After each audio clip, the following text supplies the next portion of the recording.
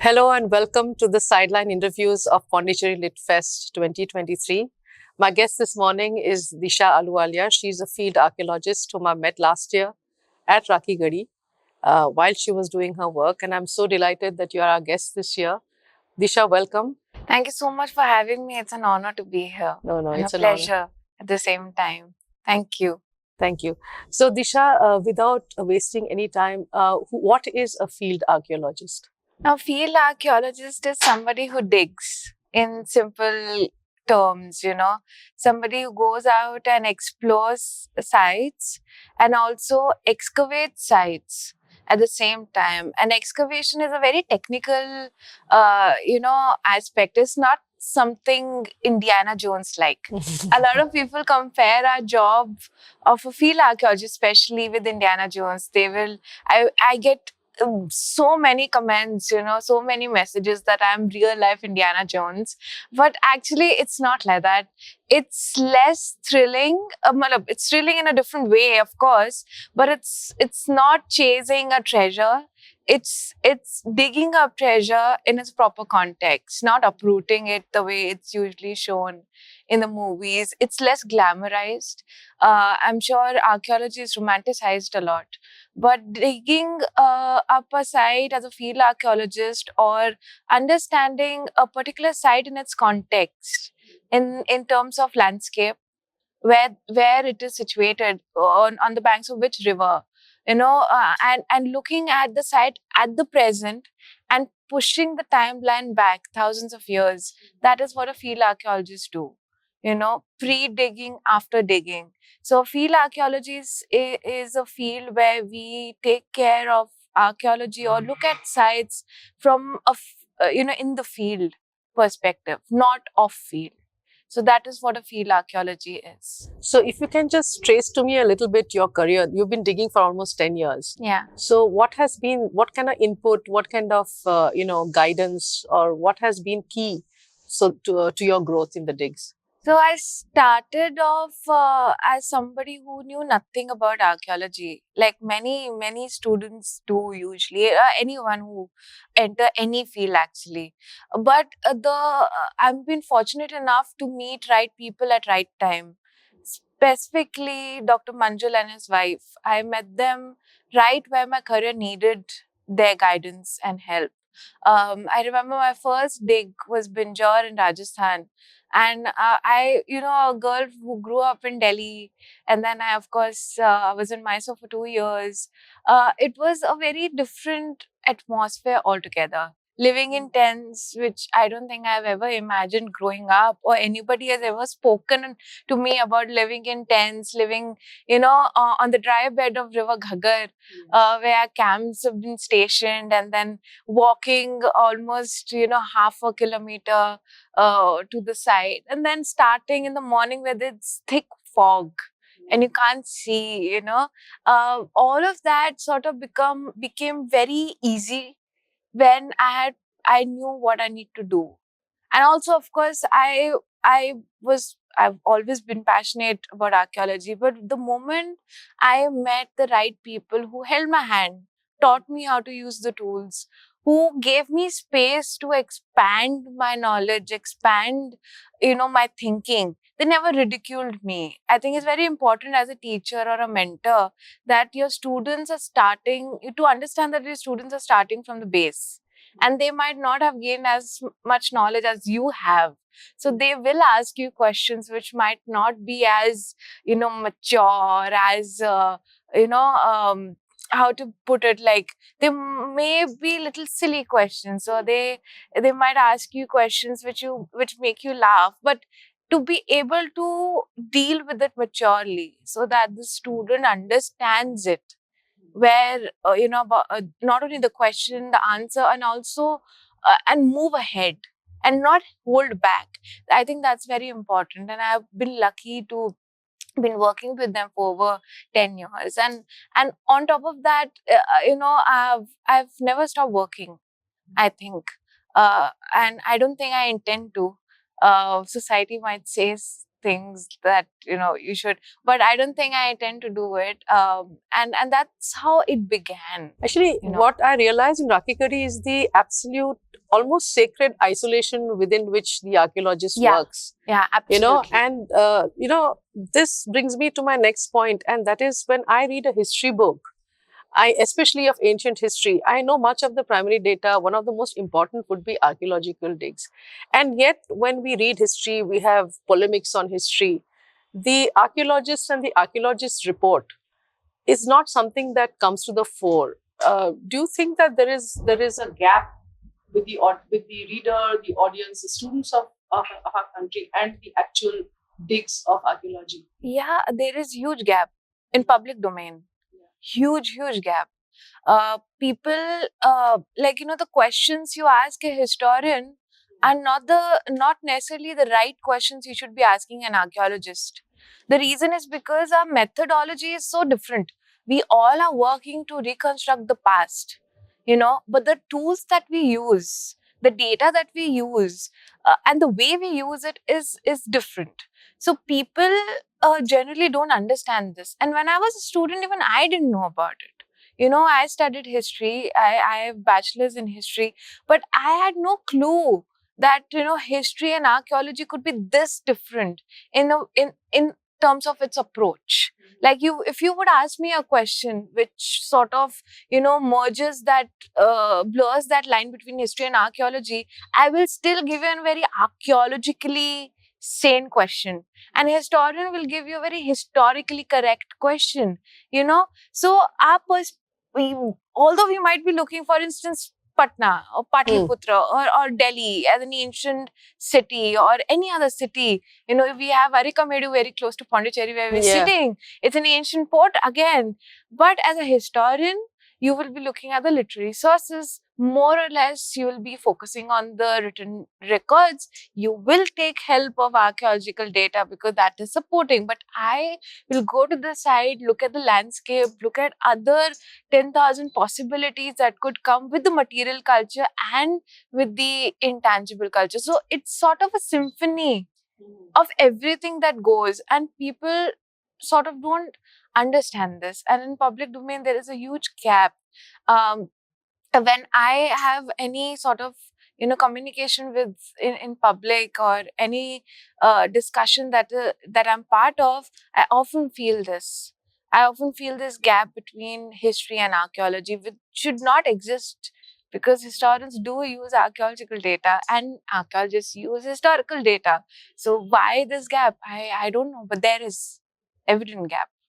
So one of the things that, again, when you write or read history, is it all, and I still fight with what I understand by Stone Age or prehistory or Neolithic culture with what actually you see in museums in terms of the refinement of artifacts, etc. So I feel that even sometimes nomenclature is very confusing. We have set ideas of what is prehistory. We are so used to a certain association with Stone Age. Could you throw some light on, when the first hunter-gatherers became settlers, herders and farmers, what is the pace and excellence with which actually specialization and various occupations actually started? Because we do not attribute that sort of advanced development to them much, which is, I feel, a bad gap. Primitive. Yes, that's right. We consider, usually people consider Stone Age or stone, the society, the culture of Stone Age, which in archaeology is Paleolithic, and then comes Mesolithic and Neolithic, as quite primitive. The reason is because I think they're living in caves. They are, those, they don't have clothes. They are hunting. They could be like, they are not civilized, sort of thing. You're only civilized when you're in a proper sedentary life, and that too when you have settlements, which in a technical way is fine. But when you look at the historical or archaeological aspect, it sort of, doesn't fit well. Because if you look at the timeline of the development of culture, or the development of history itself, like I always say, a geologist, studies stones.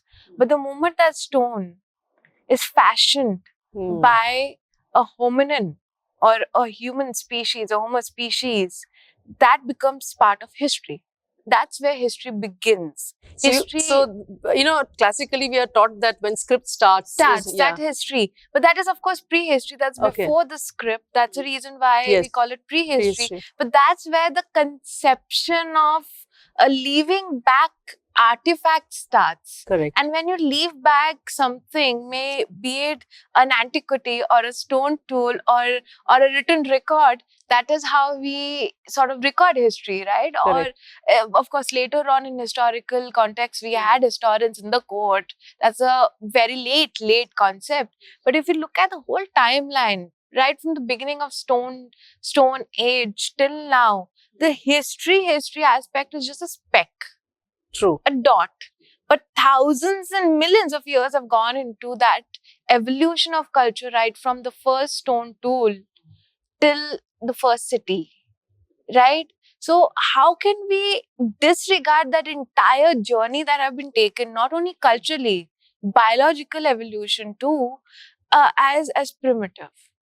Because if you are given a stone tool, like if I am given a stone, and if you ask me make a hand axe, I will not be able to do it. I will have to wear my safety gear. Yeah. I won't be able to do it. And not only that, the transfer of knowledge. You're not just making stone tool, accidentally, and you take that particular stone for hunting and then you discard it. No, you may have made it accidentally or not, we don't know. But you make it, you go, you use it in hunting, you realize, your cognitive sense is so heightened at that point. You realize that, oh my God, this is a tool for my survival. Because I'm going to hunt, I'm going to also protect myself now, and then comes fire. Fire comes later. So first is stone tool. So I'm going to not only hunt, I'm going to protect myself, and I'm going to teach my children how to make tools. And then those next coming generation will make those stone tools more advanced. The stone tools kept on becoming smaller, like how our phones kept becoming thinner and thinner and more advanced. It's similarly. So how can you call a culture or a society which have taken such a difficult journey in establishing what is, our foundation on which we boast? Correct. Homo sapiens boast our achievements. How can we call them primitive? I sort of I think it's time that we reevaluate that particular term and the association of prehistory with history also. So you also touched upon this subject that when you talk about the historian and the archaeologist, that the historian takes help of scriptures, inscriptions, and things like that. The archaeologist also has to have ultimately with the material culture, you're actually dealing with every single object that the person would use in a particular time in civilization. So it might be pottery, it might be metal objects. If you go to a burial site, you will have to know some knowledge about rituals, post-death, because I remember Dr. Manju telling me that post-death rituals is something that civilizations don't tend to change. Yeah, so you need to have so many aspects known for every single strata. So can you give me the scope of what an archaeologist needs to know? It's jack of all trades, master of none. It's something like that. It's actually quite true, because you need to know everything. You need to know how a potter is making pottery. It's not just describing one potsherd. If you give me a potsherd, I might know the chronology. But it's not just that. It's also looking at that one tiny piece of sherd and understanding how this pot was made. Correct. You have to have that knowledge of how potters deal with clay, what tempering material they're adding, at what temperature they are baking, and how the kiln is, at what pottery will be baked, and what sort of kiln. All of that goes into making a pottery. So you taking the end product. In fact, the product which is discarded. You're taking that, but you are building up a story which goes back to thousands of years, which goes back to its inception. Same with metal. You need to know metallurgy. You can't look at just an object and say this is bronze or this is iron. You need to know at what temperature this particular object was crafted, what technology was used, how it was made, from where they're getting the raw material, the source material, where it could be, is it linked to the trade? All of that needs to be understood. And also with burials, it's not just the rituals. Like, there is a documentary on Netflix called Cave of Bones, which tells you that pre-Homo sapien, even the other human species were also involved in burial rituals or afterlife rituals. So afterlife is something I think the whole entire hominin species have associated itself. But when we look at the burial, we need to know its anatomy, the human anatomy. We need to understand, we have to make, before it's handed over to an anthropologist or physical anthropologist, we need to record. So you need to know where the femur is. You need to know whether or not could be a male or female. You need to know it. You need to know whether it's sub-adult, adult. You need to know the age also, because if we fill up the form, and that's how we collect the data. So we collect the data and then we give it. So of course you need to know. If I'm excavating, for instance, a Rakhi Gadi, last season, not this season, but the last season, at Mount Number 1, we were dealing with a lapidary workshop. Now, how would I know as an archaeologist that this is a lapidary workshop? I need to know how beads are made in the present context, how the furnaces are built, what sort of heating material they are using. Is it cow dung, or they are using wood? Is it just local wood, or any wood would do? What is the polisher would look like? Because around Rakhi Gadi, the sandstone they must be getting in from Delhi or in Rajasthan. Because around Rakhi Gadi, there is no source of sandstone, but they are using sandstone as a polisher. They need a hard material. So there is a connection. So you need to know everything. You're a jack of all trades and master of none. Maybe it's better, the whole saying I think goes like this, is jack of all trades, master of none. It's better to know everything but to be master of one. I think something like that. So this is what true to archaeology is actually. You That's need to know true, everything. because I remember when I went to Rakhi Gadi and I saw you at work, there was also Professor Sathe who was Yes. looking at the bones. There was another specialist who was looking at the pots. Yeah. But then you were overseeing the entire dig in that Yeah. Mound 1. Yeah. Because before I hand over the material to Professor Sathe or any archaeologist or any archaeobotanist, I have to procure the data. Correct. Primary data. I have to record it in my data. I have to collect it first of all. A lot of people, I have a very hard time telling students what to keep, what to throw. Correct. So I tell them don't throw anything. Yeah. Throwing thing we'll do afterwards, because don't throw. Whatever you excavate, keep everything. Yeah. In fact, waste will tell its own story. Exactly. So keep even the smallest bone fragment that you find on site. Don't throw anything. Just keep everything intact. So because we don't know, a specialist will tell us, but my job is to identify that and then give it to the specialist. I might not know exact species by looking at just one small bone, but I might know this is a human bone and this is an animal bone. Yes. I have to make that differentiation and then keep the data and then give. And same goes with archaeobotany. I might not know that this is a wheat or a rice grain, but I need to collect sample, then hand over to the specialist, and that's how it's analyzed. Same goes with dating. Yes. So, when you just do anything rudimentary or read about archaeology, they will talk to you about horizontal digs, at the same level as they talk about vertical digs. And then, and then they tell you, like, it's very important to know the artifact has come at which point and depth, or which part of the house. History will change if you do not record where you found a certain bone. So can you explain and impress upon us the importance of context? Context for every artifact. Context is very important. There was a time way back in 1800s when archaeology first began as a profession, or it was introduced in the Indian subcontinent, It was a time, when antiquity played a very important role, because an object will tell you the date. Yeah. But today, centuries later, antiquities play a less important role if we don't know from where we're getting them.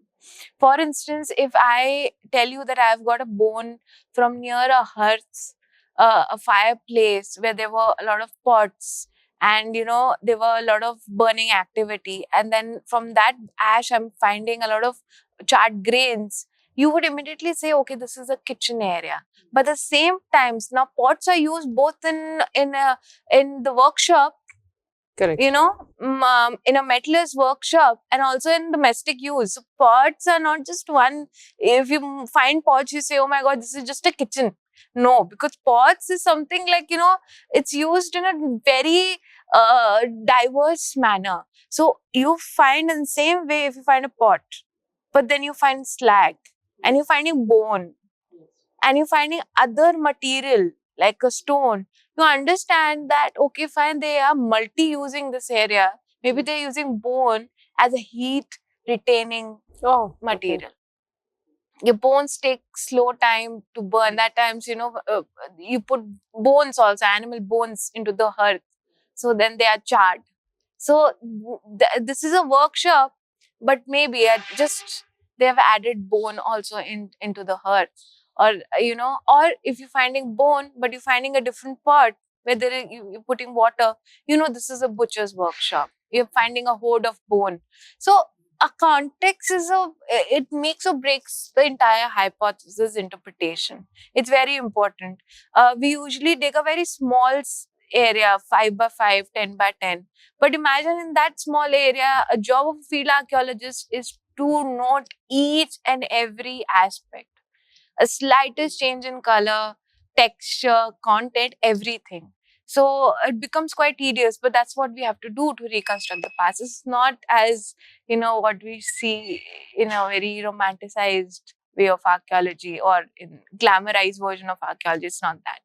So you see, this is what even bothers me, because the science in itself is, you don't lend yourself to too much imagination. You have to restrict yourself to as much science and supporting knowledge of things to interpret an artifact within a context, So in that respect, it's what I have noticed is when I speak to you or I speak to Dr. Manjul, is that the archaeologist is much more willing to say, maybe, it looks like, or it could be. But whereas the historian makes assertions. Yes. And that is what I find a little bit surprising, because the archaeologist, I think that is typically the nature of a scientific temperament, not to make an assertion unless you're very sure. So now the whole problem with, unfortunately, our history is, and it's not that I want to go back to, again, the Aryan invasion theory or the migration theory, is this whole point of, somewhere in our mind, some of us have got the habit of thinking we are products of a certain place or products of. So what do you think is the worst sort of legacy of, you can call it coloniality, you can call it baggage, that we carry when we look back at our past and we just don't look at archaeology the way it should? Like, what do you think is that biggest baggage? You made a very important point, and Dr. Manjul rightly said that we can easily say maybe it could be, yes, because we have to. Yes. If you don't have an evidence, you can't. I mean, like that's how at least I'm trained, or Dr. Manjul has been trained, and many archaeologists are trained. You can't say this is what it is unless and until you are 99% sure. And for public context, you should see this documentary again on Netflix. It's available for public consumption. So it's easy to understand the context. You can't make an assumption. You need to have proper, conclusive evidence to say things, whereas a historian can do it. And of course, there are a lot of baggage that we are carrying in our understanding. But then, it will not, the way we look at archaeology, how public looks at archaeology is one of those, is an example of one of that, colonial hangover, actually. It's not the scientific discipline, because Indian archaeology is quite held back. We are still trying to catch up. our scientific approach is still trying to, we are trying to move ahead at a very fast pace because we have lost a lot as compared to West, but we have a lot of heritage and we are blessed with it. But in public domain, they are still stuck. That's true. They're still stuck with certain narratives. And I see that on Twitter all the time. Still, there is this stuck narrative that goes on in circles, The moment I say iron or Iron Age, it goes to a different tangent, So some are, but in general, if I, that, and the reason is because school books have not been rewritten. When you see archaeology, they will only talk about Harappan civilization. They should talk about, the first civilization, but then they switch to Ashoka, and then Correct. How archaeologists function is usually not taught, and that is where the whole story changes. That's when people start understanding, okay, fine, there is another possibility. And our data that is coming now, with new scientific dates and with new technology, it's changing rapidly. Our old data is changing. So Can you give an example of, say, a material culture object that has impacted on our perception, that has forced us to look back? I've written a column on iron. Iron is considered to be the holy grail. The moment you get iron, people have the thing, we have attained everything. That is what been taught to us. The moment a human, Homo sapiens started, in Indian context, started manufacturing iron, they have evolved. But do you know that to make bronze and copper objects, it takes even equal skills and even more efforts. Okay. That's the reason why even today bronze objects are expensive Correct. than iron. True. It's not the availability. Indian subcontinent is rich in both. Okay, we are actually more rich in iron ore. But then if you have to go buy a bronze sculpture and you have to buy an iron object, iron will be a little cheaper. So skill has nothing to do with it. If somebody who is making bronze can very well understand iron, right? The point is the availability of that material, the source, the connection of how you getting the material. That is one point. How the knowledge is transferred is another point, right? So iron is said to be the beginning of the second urbanization. But then the dates that we got from Malhar, which was 1800. So Malhar, can you situate it geographically? So Malhar is in Uttar Pradesh. On the banks of Ganga, tributary of Ganga. And earlier, the date of iron was with painted graveware. Painted graveware was tentatively dated to around 1100 BCE, way back in 50s, 40s, okay? And then iron was associated with it. And for a long period of time, it was assumed, because there was a lack of data, of course, that iron starts by 1100. And then before that, you have, there's this gap that was not being filled.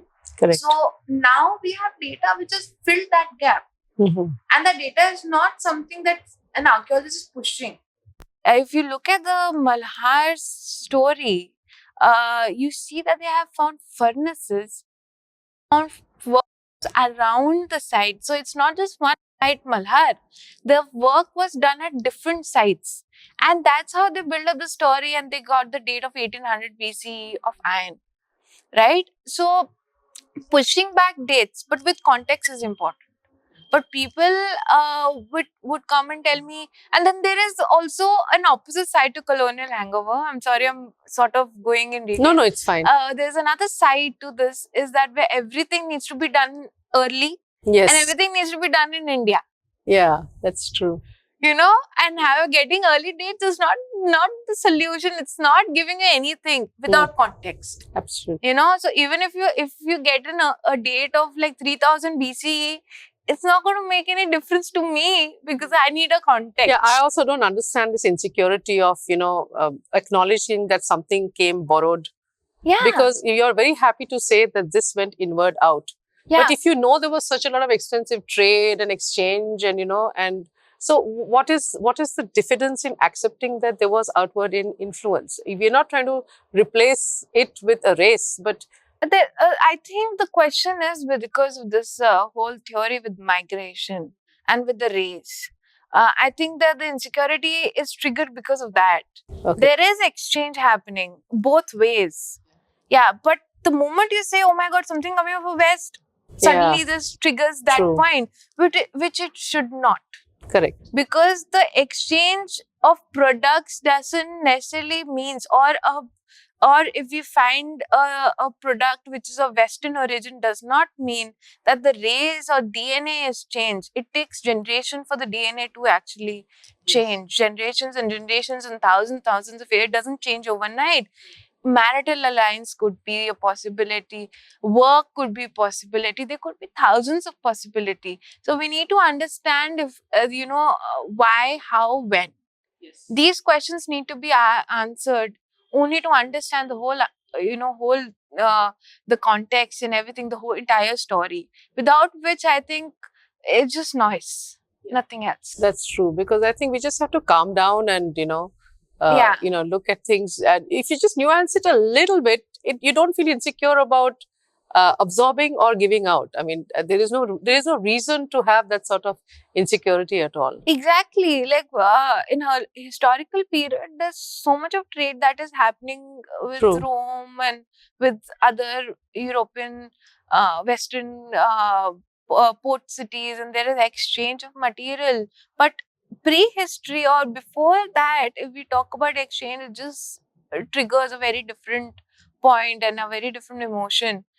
We shouldn't be, because we're getting lapis from Badakhsha. We are also exchanging copper from Oman. Okay. And copper is going, it's two-way street. It's not just one way. It's a two-way street. Of course, with Mesopotamian and Egyptian and other contemporary civilization in Indian context, we have not found much. And the reason is because we might have been the source. Yes. Given their geographical location and their the list of resources available in that geography, we are blessed. So we are providing timber. We are also trading. So it's not just we are going directly to Mesopotamia. It could be going via. It's going via Oman. It's going via this ancient trade route that we recently with G20 summit. Correct. The trade route has opened up.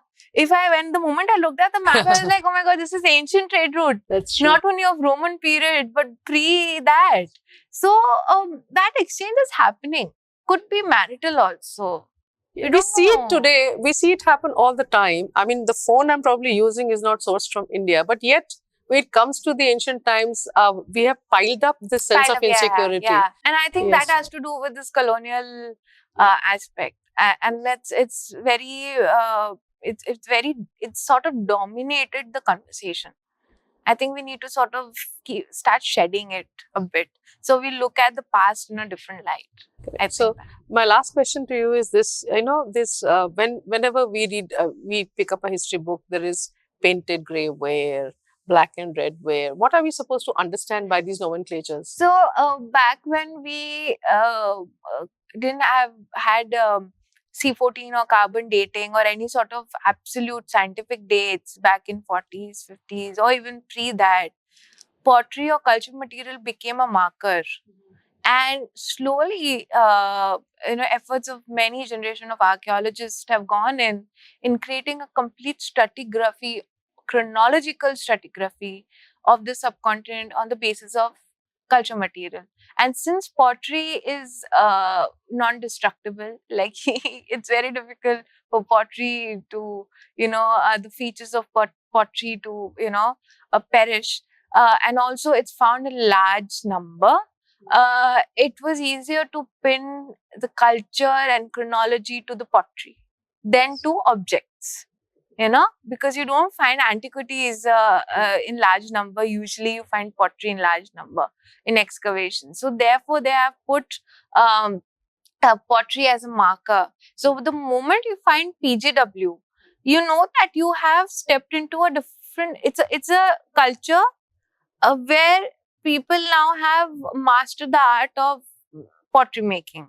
It's not that it's an alien culture. It's coming from, somewhere else. But if you look at the geography of that particular, see, I talk about the core area. There's a nucleus and then there's periphery. But if you look at the nucleus of that particular culture, you will find that through pre-PGW, there is this whole tradition that is continuing that led to the inception of PGW. So it's not an isolation at all, but it has made to feel that it's an isolated event or isolated pottery. So the PGW marks a change in the in the pyrotechnology, in technology. And it's also, we know the date because the sites are dated now. So we sort of can, with the pottery, we can sort of correlate the dating also. So it sort of helps us in relatively dating a site before we get the scientific dates now. With BRW or black and red ware, now black and red ware is a pottery which is used across the subcontinent in different contexts. But the timeline is contemporary to mighty Harappans. Okay. So BRW is a pottery where a potter puts the pot invertedly. Okay. So the rim part, the rim portion of any pot, it's reduced. There's no oxygen. So it turns dark. Okay. The inside turns dark because it's inverted. The top part, which is outside, which is not, which is exposed to oxygen, turns red. Okay. So it's so that is the black and red. Black and red ware. Okay. So it tells us about the technology, and in southern Indian context, it's linked to Iron Age and megaliths.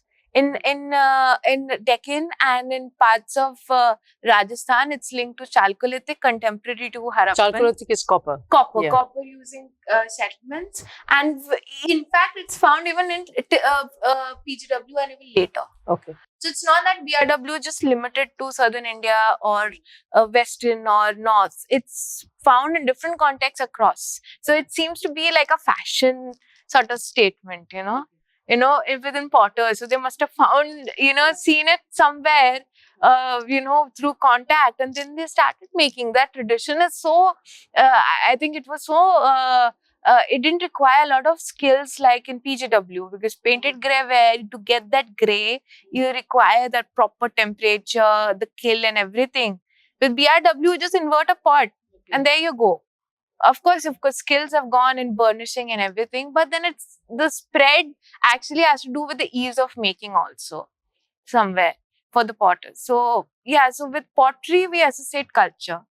But now we're getting dates which is sort of breaking the linearity of that set stratigraphy.